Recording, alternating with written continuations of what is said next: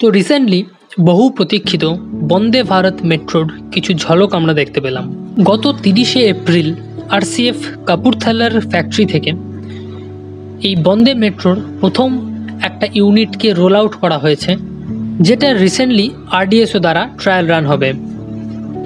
তো এবার এই বন্দে ভারত মেট্রো কী, কেমন এই ট্রেন, যারা জানেন না তাদের উদ্দেশ্যে ছোট্ট করে একটু বলতে চাই। এটা হচ্ছে বন্দে ভারতের মতনই ট্রেন, কিন্তু এটা হবে শর্ট ডিস্টেন্স ইন্টারসিটি ট্রাভেলিংয়ের জন্য। এটাও সেম বন্দে ভারতের মতোই ট্রেন সেট, যেখানে কোনো আলাদা করে ইঞ্জিন লাগে না। এবং ইএমইউ, এখনকার যে ইএমইউগুলো চলছে সেই ইএমইউগুলোর পরিবর্তে এই বন্দে ভারতে মেন লাইন অপারেশনে দেখা যাবে। মোটামুটি 250 থেকে 300 কিলোমিটারের মধ্যে ডিস্টেন্স কভার করার জন্য এই ট্রেনগুলোকে আনা হচ্ছে, এবং এই ট্রেনগুলো দিনে বহুবার লোকাল ট্রেনের মতোই বহুবার যাতায়াত করবে এক জায়গা থেকে আরেক জায়গা। নর্মাল ইএমইউ লোকাল ট্রেনের থেকে এর স্পিড বেশি থাকবে, 130 কিলোমিটার পার আওয়ার। তার সাথে সাথে এর মধ্যেও মোবাইল চার্জিং সকেট, কভাচ যেটা একটা অ্যান্টি কলিশন সিস্টেম ট্রেনের, বড় বড় জানলা এসব থাকবে। এবং তাছাড়া এটা হবে কমপ্লিটলি এয়ার কন্ডিশনড। সেসব ছাড়াও এর মধ্যে CCTV camera, emergency talkback unit, advance modular toilet, fire detection, alarm প্রভৃতি যেমন মডার্ন ফিচারও এই রকম ইএমইউ বন্দে ভারত মেট্রোতে থাকবে। এবার যদি লুকসের কথা বলি, তাহলে যেই ছবি বা যে ভিডিও আমরা দেখতে পেলাম রিসেন্টলি বন্দে মেট্রোর রেকটার, কেবলমাত্র সামনের দিকটা আরেকটু বেশি, নাকটা মুখটা একটু বেশি আর একটু যেন চ্যাপটা করেছে।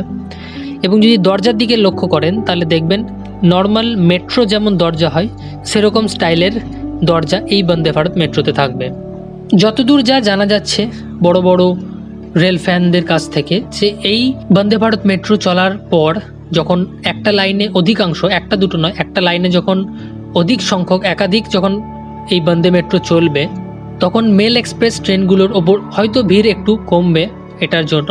কারণ শর্ট ট্রাভেলিং কেউ যদি করতে চায়, ফর এক্সাম্পল হাওড়া থেকে রামপুরহাট, লখনৌ কানপুর, আগ্রা থেকে মথুরা, তিরুপতি থেকে চেন্নাই, এরকম ডিস্টেন্সগুলো, ছোটোখাটো ডিস্টেন্সগুলো কভার করার জন্য আমার মনে হয় তখন সমস্ত মেল এক্সপ্রেস ট্রেন বাদ দিয়ে লোকজনেরা এই বন্দে মেট্রোকেই প্রেফার করবে বলে মনে হচ্ছে।